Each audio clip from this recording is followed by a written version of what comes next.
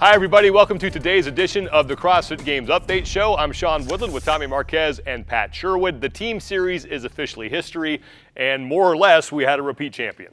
A repeat champion with a new player in there. I think it's really cool that the winners could swap out. You know, there's only 4 people, so 25% of the team changes, and they repeat the result from last year. And they didn't just swap out with just anyone. They hand chose this person that we'll talk to in just a second. And I think it was a smart choice, and clearly it paid off for them. Yeah, the overall leaderboard for the Team Series, Reebok Classic sit in first place with 20 points. Rogue Red is in second, followed by Built by Bergeron, and then the Midwest Exercisers. More on them in a second, but when you look at Reebok Classics, you know, they did it last year. They add Paul Tremblay after losing Scott Panchik. What made them so good? I tried to kind of track that down. I got them all in a big text thread this morning, and Tremblay was the first to chime in. He's like, look, hey, I was the new guy. I joined the team. I was the rookie. They had a great chemistry. I just showed up and tried not to mess anything up, but they obviously, like you said, picked a great person. Stacey Tovar said they had 3 goals after their team got established with the new player, which was number 1, have a blast, number 2, defend the title, and then number 3, they kind of changed it, like, you know what, let's just not win, but let's win big and let everyone know that we're here. They absolutely did that. And Tremblay said, he's like, you know, we'd test the workouts a little bit and see if we needed to make any changes, and I was like, oh, like you do a little segment? And he's like, no, we'd do the whole workout, and then if we didn't like it, we'd just do it again. And I'm like, oh, it must be nice to be so fit that that's your test, doing the whole workout. And lastly, I will say what makes them so good, and this also came from Tovar, is they're so well-rounded, it doesn't care they don't care what the workouts were. Like, they can do everything. They're well-rounded CrossFitters, and hey, champions again. I actually got a chance to ask Paul Tremblay that very question, why his team is so good, among some other things, when I caught up with him via Skype earlier today. We blended together really well. I was the new guy on the squad, obviously replacing Scott Panchik, who was on the team last year. I was just, you know, trying to blend in. They already had some solid chemistry. I think part of our success too is we spent a lot of time together. I mean, I know some teams were doing all the workouts in one day. You know, we had several days to maybe even try to redo workouts. So I think that's part of the reason why we were successful. And we just really had good communication and played to our strengths. Want to thank Paul for joining us, and we certainly hope to see him back at the games in 2016. Let's go back to that leaderboard and look at number 4. We mentioned them, the Midwest Exercisers. Not a single games athlete on this team, and they beat Rich Froning's squad.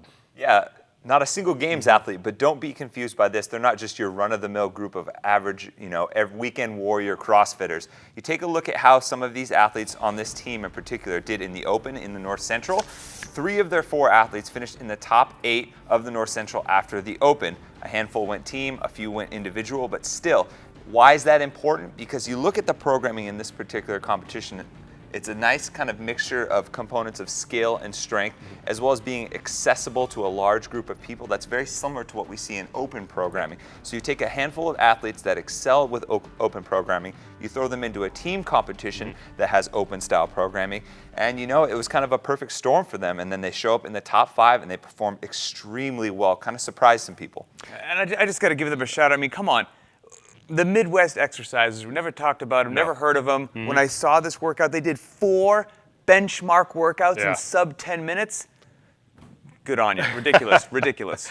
Let's go over to the Masters leaderboard, where it was the Masters of LA, your top team with 12 total points, top 3 on every event, and they won 5 of them, and they beat out a team that was a big-name sponsored team that had some big-name athletes as well. Yeah, they beat out RX Smart Years, and out of their 5 wins overall, I was most impressed with their win in event number 5. And it's easy to kind of compare some of these benchmarks to what we see in some of the open division performances, but just kind of taking a look at them in isolation. Ron Matthews averaged 28 wall balls a minute on Karen for the entirety of the workout. Thomas Dusty Highland, as we also know him, averaged a rep every 2 seconds on Grace. Tina Angelotti averaged a rep every 2.25 seconds on Diane. That's with the new handstand push-up standard and some transitions built in there. And then Trixie Aria finishes it off. Her time on Randy would have beat 44 different athletes at regionals this year, even with that expanded, harder regional format. Now, if you take a look at their team as a whole, they averaged 2.5 seconds per rep for the entirety of 15 minutes. I don't care who you are, how old you are, how young you are, that is an impressive performance. Yeah, well, speaking of impressive, we're going to take a look at the teenagers leaderboard. And you know, this was adorable for a while, and now it's downright scary. The Dream Team won every single event. First place the whole way through. The Three Kings Terminators finished in second place, followed by Explode in third. But when you look at the kids who are on this dream team, like I said, I mean, it was cute. Now it's scary because there's a ton of potential here. All first place finishes, we don't see that from Right. the best in the business. I mean, I'm happy for them, but it's ridiculous to the point of being offensive how well they actually did and how terrified the rest of the field should be, because these people are coming up. And all right, maybe they're all 16 or 17 years old. Maybe you expect them to have some good lungs or whatnot, but they're so strong. That is what is mind-boggling. So the two boys, Palladino, 300 pounds for 7 on the front squat. DeChico, 260 by 7. And then for some 16 and 17-year-old girls, we've got Weiss at 165 pounds for 7 and Wozni 190 for 7. I mean, and they're still developing. They're still growing. They're going to, be exponentially better for the next several years. I mean, I don't even know what to say. Yeah, I'm definitely looking forward to seeing some of these kids in the open division at the games, because we all know that is going to happen. They're with gonna these type own of it. numbers. Through 8 events, we got to watch some pretty cool stuff. But what was your biggest surprise? For me, it was we're 2 years in for the team series, and we have 2 star-studded Rich Froning teams that walked away empty-handed. Last year took 3rd, this year took 5th. Uh-oh. We talk about him winning everything, but he hasn't figured out the team series yet. What about you, Pat? I mean, I could say anything I want Yeah, after now that, you're right? safe. Yep, you're good. It's back to the dream team thing. I'm sorry, I'm going to hit it again. These kids are blowing my mind. I've been around CrossFit for a long time now, and I mean, you should see the tidal wave coming. It's almost like our show in the future might just be reporting on the new incredible feat that the kids have done.